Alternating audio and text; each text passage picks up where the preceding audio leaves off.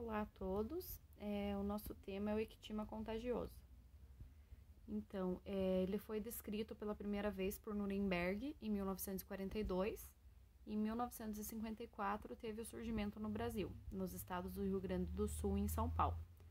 Ocorrem surtos em vários estados brasileiros, com destaque para a região Nordeste. Em 1930 ocorreu o surgimento da vacina, que são os vírus cultivados das crostas dissecadas. Então, é feita uma suspensão das crostas dissolvidas em 10 a 20% em glicerina. Essa vacina ela é aplicada em animais com idade entre 1 e 2 meses na face interna da coxa. Com relação à conceituação, trata-se de uma doença viral, também conhecida como dermatite pustular ovina ou boqueira. Pode afetar seres humanos que convivem diariamente com os animais acometidos, em virtude de seu potencial zoonótico. Infecta principalmente ovinos e caprinos, podendo contagiar também outros pequenos ruminantes, bovinos e caninos. Atinge com maior frequência animais em período crítico, como cordeiros lactentes, animais após desmame e ovelhas em aleitamento. Com relação à etiologia, trata-se de um vírus de DNA, da família Poxviridae, gênero Parapoxvirus. A infectividade e a patogenicidade dele é alta, então ele tem uma grande capacidade de infectar e também de causar doença. A virulência, por sua vez, é baixa, então a multiplicação do agente, a capacidade é baixa. E a imunogenicidade é alta, então o indivíduo consegue reagir imunologicamente bem a esse vírus.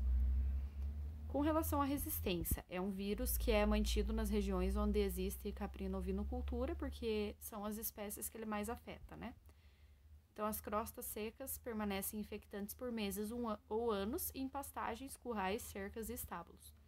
O vírus ele é pouco resistente às mudanças de temperatura e umidade, e ele pode ser destruído por meio do fenol 5% ou 60 graus Celsius por 30 minutos. Com relação aos hospedeiros, a gente pode considerar os animais infectados, os animais de fora que são trazidos para a propriedade. Às vezes, os sintomas da doença acabam aparecendo só após a chegada devido à imunossupressão originada por estresse e alteração de ambiente. Então, teoricamente, o animal viria saudável, só portador da doença, mas sem manifestar, e ele acaba manifestando depois por conta dessa imunossupressão causada pelo estresse que ele passou por conta da mudança de ambiente. E os fômites, como já foi mencionado ali, utensílios de criação, coxos, pastagens e tudo mais. Com relação à distribuição geográfica, a maior incidência, como já mencionado também, é no Rio Grande do Sul e em São Paulo, mas pode ocorrer manifestação nos demais estados brasileiros. O vírus é encontrado mundialmente nos países onde há grande atividade de caprino-ovinocultura. E no Nordeste, ele é considerado um dos principais problemas sanitários na exploração caprina, porque ele acomete 60% das criações da região. E aí, como não existem vacinas disponíveis lá naquela região, a vacinação dos rebanhos fica comprometida porque ela depende da aquisição de outras regiões, Por exemplo, se fizerem vacina aqui no sul, eles têm que adquirir daqui, ou eles têm que procurar um laboratório que seja de outra região, mas que atenda aquela região deles, para eles conseguirem adquirir a vacina, conseguir imunizar o rebanho. Com relação à importância econômica, apesar da doença ter uma mortalidade baixa, ela causa um significativo prejuízo por vários fatores, dentre eles a dificuldade para a mamada, então ocorrem lesões nos tetos, o retardo no crescimento, as mamites que acabam resultando no descarte das ovelhas, e a perda de peso em adultos. Então, os prejuízos econômicos acontecem em virtude da perda de peso, em geral, por miíases secundárias, por retardo no crescimento dos animais e por conta do investimento que deve ser feito visando um tratamento. Aí, com relação à cadeia epidemiológica, a fonte de infecção é o doente, portador e os reservatórios, no caso os fômites. As vias de eliminação são os exudatos de pústulas, vesículas e crostas secas.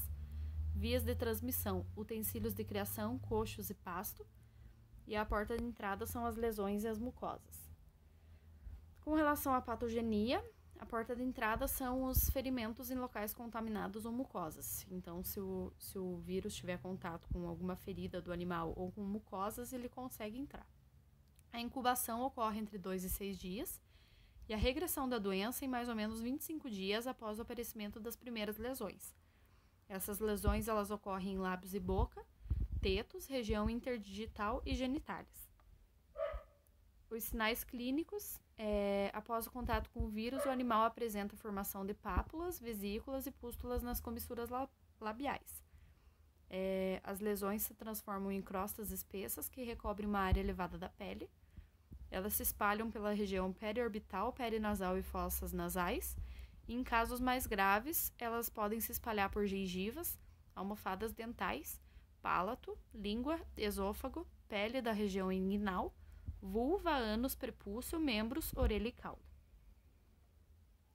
E pode gerar, no caso com todas essas lesões, a dificuldade respiratória por conta da edemaciação no focinho, dificuldade em ingestão de alimentos e a dificuldade na amamentação.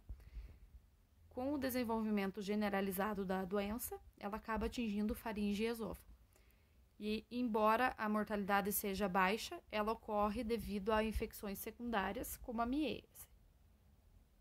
Então, aqui é uma imagem, né, que mostra bem o animal bem acometido, bastante crostas ali na região do focinho. E aqui é o mesmo animal após o tratamento adequado. Aí, com relação ao diagnóstico. O diagnóstico clínico, ele pode ser dado por conta do edema submandibular, pelo surgimento de pústulas e crostas, dificuldade respiratória e na ingestão, né, de alimentos, e lesões na borda coronária dos membros e tetos. No quesito laboratorial, o resultado positivo de amostras para efeito citopático compatível com o vírus do ectima contagioso faz parte também do diagnóstico. Com relação à colheita de amostras, é feita a colheita das crostas, né, das lesões, e aqui nessa parte do tratamento, tem fontes que colocam esse tratamento com o pergamanato de potássio 3% e solução de iodo 10% associado à glicerina, uma parte para uma parte, né, de cada um. E o cuidado para o não surgimento da miíase para não ocasionar infecção secundária. Mas também tem outras fontes que colocam a questão da autohemoterapia. Então, elas destacam que não há um tratamento específico, mas que os fármacos são empregados para evitar infecção bacteriana secundária. Uma alternativa seria a autohemoterapia, que é a retirada de sangue venoso do animal, administrado posteriormente via intramuscular, para a estimulação de resposta imunológica desse mesmo animal. E como prevenção, a gente tem a vacina, como já foi mencionado. Aí, como diagnóstico diferencial, nós temos a febre aftosa, a varíola ovina, micoses podais e a língua azul. E aqui são as nossas referências. Obrigada.